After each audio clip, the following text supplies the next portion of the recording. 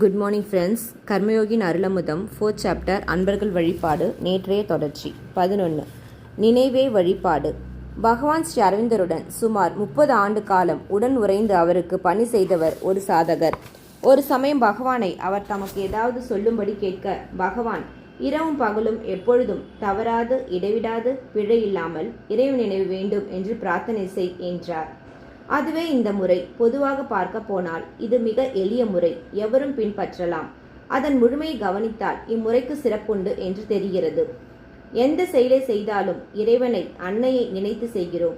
எந்த செயலை செய்யவில்லை என்றாலும் அன்னை நினைவு கூர்கிறோம். எந்த எண்ணம் தோன்றினாலும் அன்னையை நினைத்த பின் எண்ணத்தை தொடர்கிறோம். எந்த உணர்ச்சி தோன்றினாலும் அன்னையை முதலில் நினைக்கிறோம். அதனால் இடையறாத நினைவு ஒரு தெய்வீக பூரணத்தை கொடுக்கிறது. ஆகவே அன்னை நம் வாழ்வில் பூரணமாக செயல்பட முடிகிறது. வாழ்வின் அஸ்திவாரங்கள் மாறுகின்றன. அவற்றின் தன்மை மாறுகிறது, தரம் மாறுகிறது, திறன் மாறுகின்றது. வழிபாட்டின் சிறப்பு மெல்ல மெல்ல வாழும் முழுவதும் பரவி அன்னையின் ஆதிக்கத்துள் நம்மை கொண்டு வந்து விடுகிறது.